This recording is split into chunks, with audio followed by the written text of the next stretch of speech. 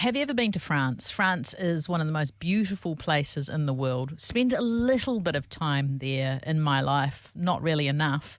But somebody who's been there recently is Kat McCormack, co-host Rhema Breakfast, and let's just put it out there, my work bestie. Kia ora. Hello, good morning, kia ora, or should I say ça va? Comment ça va? That too, and I probably wouldn't understand half of what you're saying. So you just had an amazing time away travelling, but I did want to just pinpoint where you went and spent some time. I think maybe it was around a week, and you went to Rocha in France. Yeah, so I went to Rocha in France, and that is basically a Christian environmental organisation which is all about studying and protecting nature and trying to incorporate basically sustainable lifestyles as well as faith and ecology. Wow. So you knew a little bit about it, right? Because we've got Aotearoa Rocha, Crystal, and I think you've probably had her on the show before. I have. But I mean, you went there. Was it anything like what you expected? I think it was a bit different, mainly because I went at the tail end of wedding season. So a little bit about the site. Rocha in France, the site that I went to, because there's two main sites, was called the Domaine des Comètes.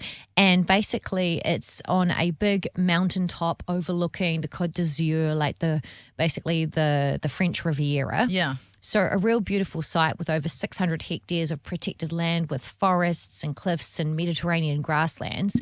But it actually used to be a site where they put people who were suffering from tuberculosis in wartime, so war veterans that had TB to recover and have heliotherapy, which is basically like rotating them out on their hospital beds in the sunshine. Yeah, getting some vitamin D. Yeah. Wow. Okay. And so, because you said you were going there, and I just had visions of you staying in this chateau. What was the accommodation like? Well, the accommodation was quite varied because the actual building is so old, like it's hundreds and hundreds of years old. So it's in various states of repair. So like the main areas that are like you're rented out to like wedding guests when they host weddings there to kind of fund their enterprise, those rooms are pretty fabulous. And we were in charge of cleaning them and preparing them for guests. Okay. As a volunteer. Yes. And the ones that we stayed in were like, okay, but like not as fancy as that. And some of the tiles were like a little bit broken. But for what it was really cool. Yeah, yeah. And volunteering, how hard were you working? Well, on some days, quite hard. And on other days, not so hard. Like I imagined that I'd be there sort of preparing meals and then counting butterflies. Okay. Now, because their science director was away at the time, we didn't do too much butterfly counting, but we did go and check the water levels in ponds. And that was basically like a nice 2.5 hour gentle walk in the sunshine, looking at some dried up patches of grass. And so that was not hard work. But then on other days when we were like basically chambermaids preparing like 100 rooms for 100 guests, that was a lot of frantic bed making. But to be fair, I'm a mum of 2 kids, so actually it was not really like any other day that I'm used to. Yeah. And you're a breakfast host. You're used to getting up early anyway. Oh, we didn't have to get up early. Report time was 9 a.m, so it was quite leisurely. So we worked from like 9 till 12, had a nice leisurely lunch break, and Anne, their chef there, Anne Kilbert, would make like a delicious meal made from all like their local produce and stuff that they grew there. Very environmental friendly meals. And then we would start work again at 2 o'clock and work till like 4 or 5. And then we had the rest of the day to ourselves. Wow. And do they rely heavily on volunteers like yourself? Yes, they do. And sometimes they have people come for like 2 weeks or 1 week like me. I was kind of an exception. And then they have people staying there for like 7 months. So I got to make friends with a couple of girls. One girl was from Germany and another girl from Holland who's there for 7 months with the aim to parler en français, like improve her French, but also learn a lot about the protected animals and ecology there. For example, did you know that the hermit is an endangered butterfly that's only present there, and their science team is working to track and study the species and look after it? No, I didn't know that. But with you've got a science degree, right? So that would really be of interest to you.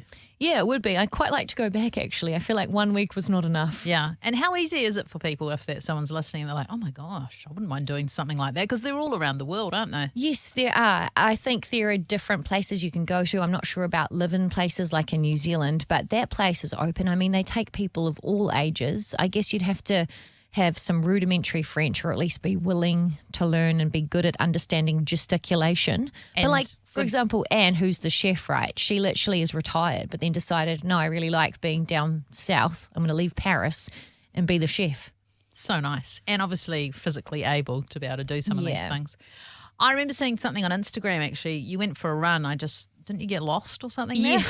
Yeah. So nearby, there's this beautiful, like, medieval city called Vence and Tourette-sur-Loup. And in Tourette-sur-Loup, it's like this beautiful, like, cobblestone town. So, like, picture all those, lovely, like, cobblestoned, kind of, creamy brick French villages. And it was just like that.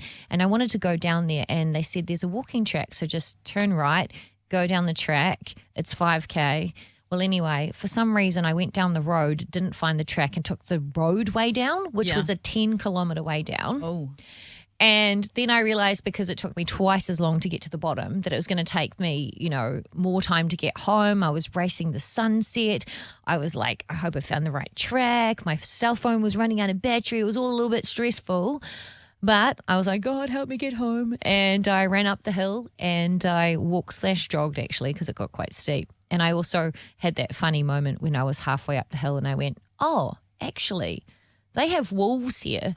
Oh, I don't know what to do if I encounter a wolf. So I better not I better not stay here around dusk. I must get back before it gets dark. So that's when I started to speed up, and I made it. So obviously I'm here in one piece. You are. Hey, it sounds incredible. I know you've only just told us a few minutes of it, but what an amazing opportunity and a cool thing to share with my listeners in case somebody else wants to go off on some amazing journey. And if you do that based on Kat's recommendation, make sure you let me know. Thanks, Kat. Thank you.